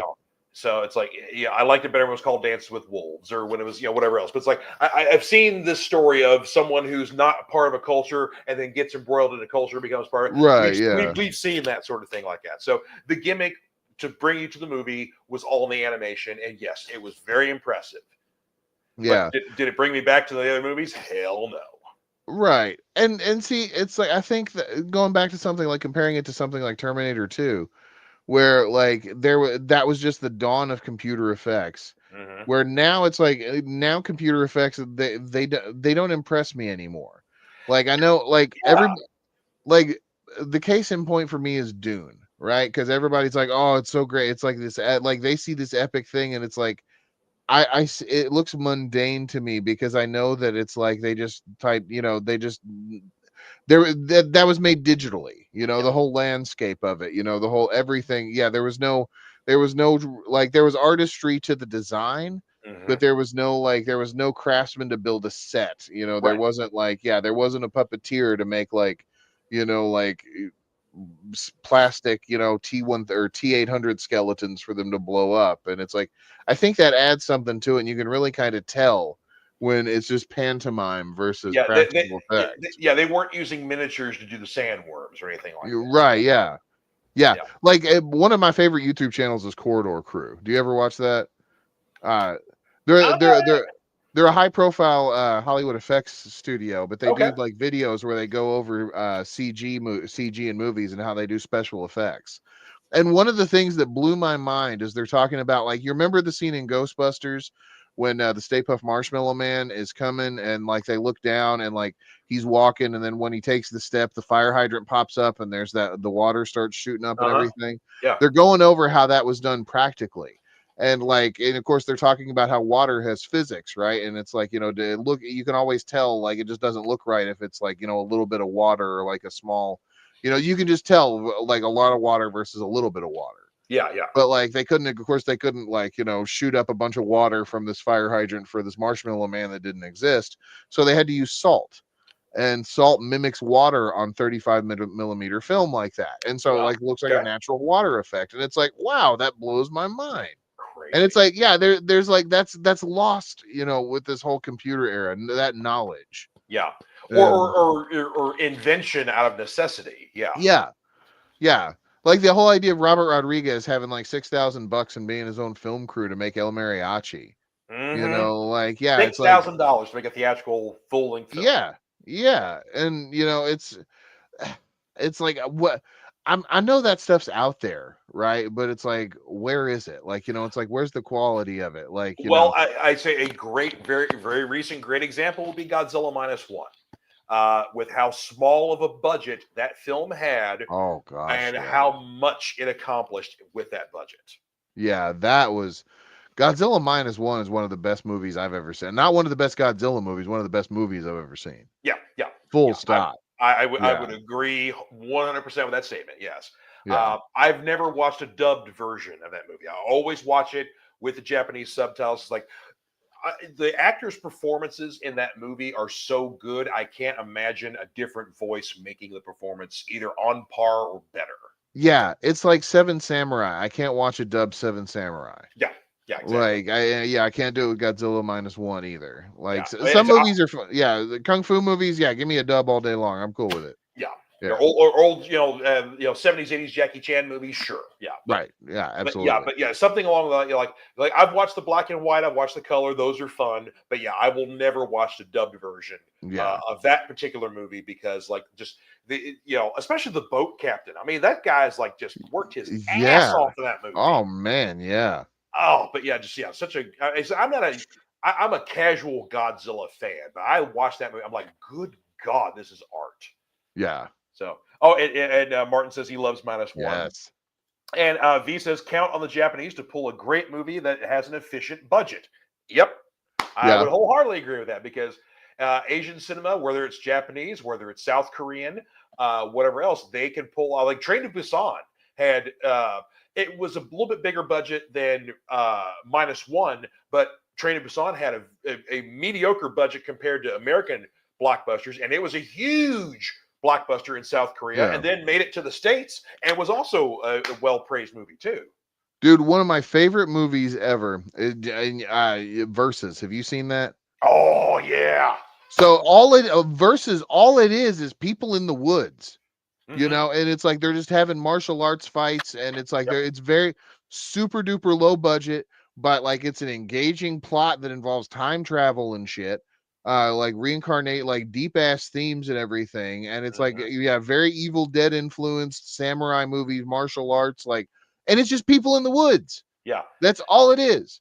Like for 2 hours. And it's not like a traditional sort of samurai. Like people dressed very essentially like 90s New Japan wrestlers. Yeah. But yeah, it's oh man, yeah, it's one of the movies where it's like so they do so much with so little. And of course, one of my friends did say, like, when I told him that there was a director's cut of that movie, one of my friends was like, "Oh, great, that's what that movie needed to be longer and make less sense," because it is kind of a convoluted movie. I will say that it is very much. Yeah, if you don't pay attention to the plot and just wait for the next fight scene, you're probably better off. Yeah. If we're gonna talk about low budget, wild ass Japanese movies, we got to talk about Wild Zero. Oh god, yeah, the one with the drinking game built into it. Yep. Yeah, talk about when DVDs were fun. They had the drinking game version. Wild Zero with Guitar Wolf. Guitar Wolf, yeah. Oh. R.I.P. Bass Wolf. Oh no. Yeah. That is one member dies and suddenly the band just goes away. It's like I think they tried to make it work for a while, but I don't think Guitar Wolf. Yeah. One the same. Do you have any other films you would talk about before we get to our last one? The one that kind of was I the basically was the literally the death nail for the death Carolco. knell. Yeah, honorable mention to Iron Eagle 2 and 3. Yep, there we go. Yeah, and just to throw them out there, so much better movies than Top Gun. Yeah, screw that noise. Yep. Give me Iron Eagle any day of the week. Now But no, I will say I will defend Maverick though, because being a Top Gun hater for many decades, and then I watched Maverick, I'm going, well, you finally made a good movie with a jet plane there, Tommy. see, I still haven't seen Maverick, and it's like I don't know. It's like I feel weird. I'm just now warming back up to the Mission Impossible movies. Well, see, Maverick takes out all the dude bro shit that you would have hated from the original Top Gun and puts in almost irrelevant old man. Still trying to capture his glory, and then you got the younger generation, and then also there's the looming specter of technology replacing all you mofos. Huh. Yeah, Okay, yeah, because it does. Yeah, that does sound like it's going to play on my fear of aging that I appreciate in cinema, like older men trying to adapt to a new life, like the also Wild Bunch and stuff. the Yeah, the cinematography and the dogfighting scenes are, with all due respect to Tony Scott and whoever his DP was for Top Gun, far better in this movie. Hmm. And it's not CG crap either. Like, people are flying real planes. Oh yeah, no, I know there was like a big to do because they were able to get a lot of the the fuel expenditure written off on like the Air Force's budget for training exercises Yeah. because they had worked with them. Yeah. Yeah, because I mean, Tom Cruise is one of the last bastions of authenticity when it comes to films. So he likes to put in big stunts in his Mission Impossible movies, and it's really him doing all that crazy shit. You Yeah. know, like I love like number 4 Ghost Protocol when he's at the UAE climbing that big ass tower. That's freaking him climbing that tower, man. Yeah, I haven't seen that one yet. I've got a box set with all of them because I want to watch them because I want to see like the whole evolution of it. I love the first two. I thought they See, were a lot of fun, but 2 I've revisited. I can appreciate, but it's like I was such a big John Woo fan, and then when 2 came out, I'm like, John, yeah, John Woo has not made a really good American film, I don't believe. Face Off. Oh yeah, well yeah, Face Off, and I still want to give props to Hard Target. Yep, I was gonna say I was gonna give a little Yeah, props to Hard Target too, but I yeah, do like Wind Talkers too. Yeah, okay, I'm talking shit about John Woo, and I shouldn't. I did like Wind Talkers, unironically. Yeah, though. I still need to see his own remake of The Killer. I still have not watched that yet. I've been very reticent to do so, but I've heard Yeah, it's that's actually. the thing too. Like, I'm very protective of my Chow Yun Fat But Hong Kong cinema. at the same time, though, I've heard it's good, and it's like, okay, a director is essentially remaking his own movie. Okay, maybe. So yeah, I need to just force myself and sit down and watch it. But yeah, I've been reticent to watch the remake, but it's Yeah. like, well, it's like, yeah. Anyway, I did find out though that Arrow Video got the Golden Harvest catalog in Europe, so there is a chance that they will be released and might be region free, so that we can avoid the terrible Shout Factory versions. That I'm assuming they're going to be terrible because I hate Shout Factory discs anymore. They're yeah. just but What used to be the standard after Anchor Bay, left us. yeah. Then, yeah, The worst customer service I've ever had to deal with. There's some kind of weird goop on the discs half the time. If the discs work properly in the first place, yeah. but yeah. So let's be in praise of Arrow Video because they're kind of the new Johnny on the spot, putting out the super fan editions of like Warriors and Conan the Barbarian Yeah. and stuff like that. Just glorious transfers, lots of special features, lots of fun things on there. So yeah, Arrow Video has my heart when it comes to their releases right now. I'm a big Arrow stan too. I was actually like I've got like some of their I've got some of their kung fu movies pretty like within arm's reach. Yeah. Nice, yeah. I was actually going through and I was like going to watch a bunch of them, but yeah. Well, our last movie we got to talk about here. Yes. Oh, hey, Martin says he can help with the European exclusives all the time.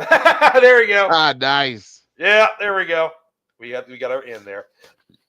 One movie we definitely got to talk about that essentially killed Carolco Studios. Like, the budgets for films started getting a little out of hand. the marketing started getting a little out of hand, and basically the perfect storm of a movie that essentially no one cared about, a star that really didn't quite grab people, and a lot of production issues with the movie. Let's talk about 1995's Cutthroat Island, directed by. Yeah, which weirdly enough on paper, might have worked. Like I can kind of see the formula. It would have worked in the past. It kind of did work later with Pirates of the Caribbean. You know what? I remember this movie when it came out. I enjoyed it. I legitimately enjoyed it. It was a fun adventure film. It wasn't It, great by any means, but I remember enjoying it. didn't it come out around the same time as Hook? Yeah. Okay, because that I remember it also kind of being eclipsed by Hook, if I remember Yes. correctly. Yes, it absolutely was. Yep. Yeah, no, okay, 91 was Hook, and then Cutthroat Island was Cutthroat Island was 95. 95. It was a few years Oh. later, but still, nonetheless, by the Well, time this came out, no one cared. well, I'm also remembering too, and correct me if I'm wrong, but there was also that horribly weird wait time between theatrical release and VHS release, because that was when this would start to pick up. So if Hook being around would still be overshadowed. Hook would still be relatively new on video. Yep. To overshadow Cutthroat Island, if my anecdotal memory is correct in this case. Yeah. Yeah. And this is kind of treated like we have Hook at home, and Exactly. Yeah. It's like once again, Rennie Harlan coming back to direct this one. He did Cliffhanger for Carolco Pictures. That was a yeah. That was Rennie successful. Harlan is a great action director. I got no hate for Rennie Harlan. At the time, he and Gina Davis were married, so that's kind of the big reason. One of the big reasons why she was the lead in this movie. Because I think like the other movie they did together was Long Kiss Goodnight, wasn't it? Yeah, that was I was gonna say. 5 minutes ago, you were like, "Ooh, phooey, I burned the muffins." Now you go walking in a bar and sailors come running out. But yeah, this movie was over budget, over marketed, and did not deliver at the box office. And literally, by the time this film was released, Carolco Pictures had filed for bankruptcy. Yeah, so there you go. And see, Martin also liked the movie as well, and also liked Hook. Yeah, and Cutthroat Island is a little bit. Yeah, it's definitely an underrated movie. Yeah. I can see that, and it's like I think it might have been one of those things. Like it might have been a victim of its own timing too. Yeah, because like there was a lot of like people just weren't into water-based movies either. Waterworld would go on to attest to that. And because it's like up until Pirates of the Caribbean, when was it like and Hook? Before that, when were like the last great ship-based naval movies? That weren't like specifically something like Russell Crowe Master and Commander or which they tried to make a franchise out of that and failed. Yeah. The movies that your dad who likes books about submarines and old Navy, the movies that your dad likes. Yeah. Yeah. Pretty much, yeah. Yeah. Yeah, I like movies and books about old wooden ships. Well, then let me introduce you to Master Commander, which I still enjoyed Master Commander. I kind of wish they would have done more of those films, but again, it didn't make the money it did at the box office, and so the franchise was dead. So 1995, basically, was it December? I think it was December 22nd. Cutthroat Island was released in theaters. December 23rd, Carolco Pictures files for bankruptcy. But yeah, it was basically just a very much a tale of excess. They had some big hits, and so they just went balls to the wall with bigger budgets, bigger everything, and not everything panned out like Terminator 2. And so they would have some movies that would do well, and then other movies that wouldn't. Everybody and their grandmother was attached to this thing, man. Mm-hmm. Jeez. Yeah. At some point or another, every major name in Hollywood was going to be involved in it. Oh, Acclaim made the video game though, so that's quality. Oh, Acclaim. Garbage. Yeah, we're gonna do an effed up history on Acclaim one day. Ooh, please. Yes, so many of those terrible games.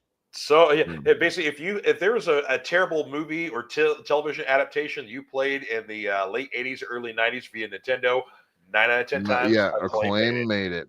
Yep. or LJN, who was just a subsidiary of Acclaim. Oh, there you go. Martin says Paul. Paul killed your exam and Carol. Well, Paul Verhoeven didn't kill Carolco. I guess Rennie Harlan killed Carolco. If you want to. Well, yeah, okay. Rennie Harlan was, yeah. So Paul Verhoeven, basically, yeah. There you go. Holy crap! One critic, Empire, gave the film 2 stars out of 5, stating it's mindless entertainment, but its critical commercial failure doomed the pirate genre to a watery grave, while complimenting the locations and the set pieces. The film is at best in the gorgeous locations and the huge, we're talking Die Hard 2 cliffhanger huge set pieces, concluding in a wild sea battle that is more John Woo on water. Yeah. And I'm like, well, okay, I might be seeing this movie then. Yeah, like I said, there's some really cool action sequences in the movie, but yeah. John Woo on water, I'm down. Yeah, there's a lot of slow-mo action stuff. I've seen to remember, but yeah, like I said, it's definitely a movie of great excesses. And even back in the day, like, okay, putting Gina Davis in the lead role, like, okay, cool, yeah, Gina Davis is still banking on League of Their Own and a lot of other movies that she did, so she was well known. Sure, let's put her. Right. But you put Matthew Modine as the second lead, I'm like, Modine, yeah. But then, of course, there really? were like, 30 other men in Hollywood turned it down. Mm-hmm. Hold up. Who was, where's that big ass list? Yeah. Tom Cruise, Keanu Reeves, Russell Crowe, Liam Neeson, Jeff Bridges. And these are like, Russell Crowe and Liam Neeson before they were Russell Crowe and Liam Neeson. Mm-hmm. Charlie Sheen, Michael Keaton, Tim Robbins, Daniel Day-Lewis, Gabriel Byrne. Wow. Yeah. So, yeah, lots of people turned this movie down, and so we were stuck with Matthew Modine. I like how, like, Gabriel Byrne was a Hail Mary, because the dude looks like shoe leather to begin with. He's a good aged Irish sort of gentleman. Yeah. Oh, but yeah. So, yeah. Definitely wouldn't go for the young and dashing guy there. Even in his early years, he looked like age, like Miller's Crossing, one of his greatest roles ever. He looks like age shoe leather. So, so of course, Carolco Pictures files for bankruptcy. Studio Canal ended up buying Carolco, and so they own the name, they own the rights, and they own basically the rights to all their movies that they've released. So basically, Carolco still sort of lives on in Studio Canal. So, basically a good old Andrew Vajna and shit, who's the other guy? Forgot.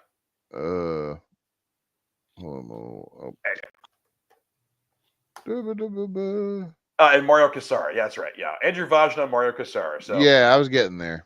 Yeah, basically, I said, those guys, they just had a great run for a while. Just putting out some huge action movies. And that's the thing too. They really didn't, like, Jacob's Ladder was kind of one of their few forays into horror.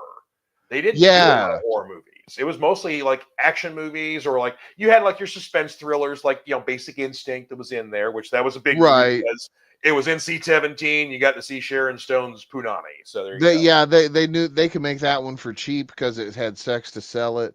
Yep. But then they had their sci-fi action stuff. Mm-hmm. But it didn't really. They didn't go into horror at all, really either, though. They really didn't. Yeah, they kind of stayed away from comedy too, basically, because while Carolco had a hand in like Repossessed, it was actually released by, I think, who was it?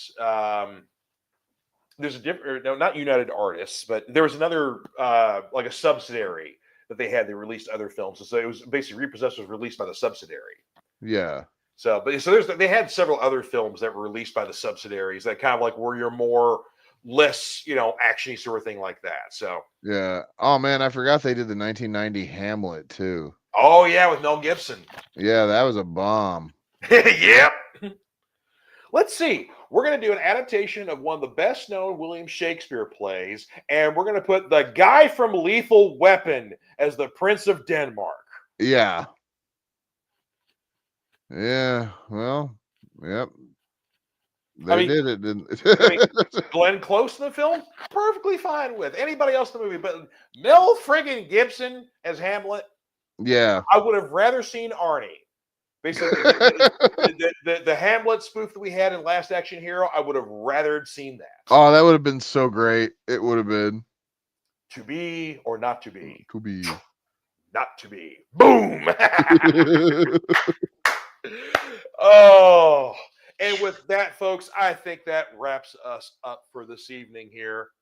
Talking about our appreciation for the once great Carolco films. And of course, yes, we could do a lot of these too. Like we talked eventually about Canon films at the beginning, before we started the show here. We could definitely do one on Canon films. Yeah, we could do Canon, we could do New Line, we could do Miramax. I'd love to do one on Full Moon, baby. Oh, dude, yeah, Full Moon's still going too. Yes, they are. Full Moon's got probably one of the best deals on the planet. If you subscribe to their streaming service for a year, which is $60, they will mail you a Blu-ray box set of your choice, including the 10 Puppet Master films, the Evil Bong series, your demonic, Castle Freak. Yeah, you get to pick it. Yeah, it's hella worth it. Yeah. But yeah, matter of fact, my brother-in-law subscribed to that, and he got the Subspecies box set. And then basically turned around and gave that to me. So now I own the Subspecies box set. Oh, nice. See, I was thinking about it. If I would have got it, I would have got the Trancers box set or the Puppet Master box set. Because Jack Death, those Trancers movies are fun. Yeah, I love me some Tim Thomerson. Yes. Yeah. I was flipping around on Tubi the other night, and I ended up choosing, because I haven't seen this in forever, the stupid Days of Confused ripoff, The Stoned Age, that came out a year later. Yeah, that did not hold up as well. But I almost watched the original Trancers. I was like, oh, I haven't seen this in forever. So you should have watched Trancers. Yeah. I should have watched Trancers. Yeah.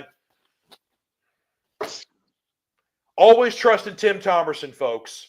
Exactly. Always trusting Tim Thomerson. There you go. V, good to see you, sir. Yes, thank you, V. Brother. Yes, always a pleasure. Throw another shrimp on the Barbie. Wubba, wubba, wubba. Go wrestle a kangaroo, sir. Yeah, that's right. Yeah, no self-respecting Australian drinks Foster's. So whatever self-respecting Australians drink that's not Foster's, because no one in Australia drinks Foster's. Yeah, I can tell you they that. don't need it Outback either. No. I don't even think Outbacks exist. Like Foster's does exist in Australia. It is the beer, but it's kind of like, does anyone drink like warm Schaefer beer anymore? Yeah, no. So, if you know that one, folks, you need to get a prostate examination. That's an old Mojo Nixon reference there. So, anywho, thank you all for tuning in. V, Diamond Dave, Martin, thank you guys very much for tuning in tonight. We always appreciate you guys coming in here. And thank you guys for tuning into the Fanatic Forum here. Of course, we are the place for geeks, the home for all things geek. So share it with your friends, share it with your neighbors, even share it with like people you don't like. But we'll we'll torture them too. Yeah, we will torture them with all of our tangents and sidebars and everything like that. So, anywho, you all have yourselves a wonderful weekend, and we will see you next time on the Fanatic Forum, TTFN. My name is Mark Weiss, and I am the founder and president of an organization called Comic Books for Kids. 6 years ago this month, we embarked on a journey of passion and heart. Our goal was to make a difference for children in hospitals and cancer centers. Little could we have ever imagined the response we have now. Starting with just hopes and dreams, we had no money for our mission. We had no product to give to the hospitals, and we had only called a couple hospitals and asked them, if we were to provide you with comic books, would you be interested? And they said yes. So we embarked on a 1-year journey to make a difference for these kids.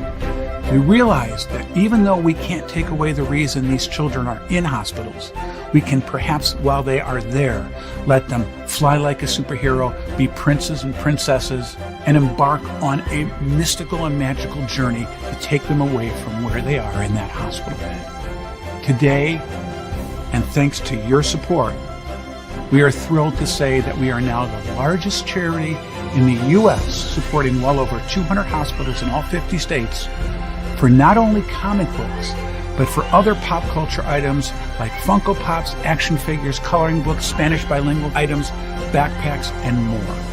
When we received materials that were inappropriate for the young ones, we started a sister charity called Comic Book for Troops, and overnight, we became the largest charity in the U.S. for these same items to all branches of the military. We want to thank our friends for providing us their support and for allowing us the means to make so many happy with their gracious give to us.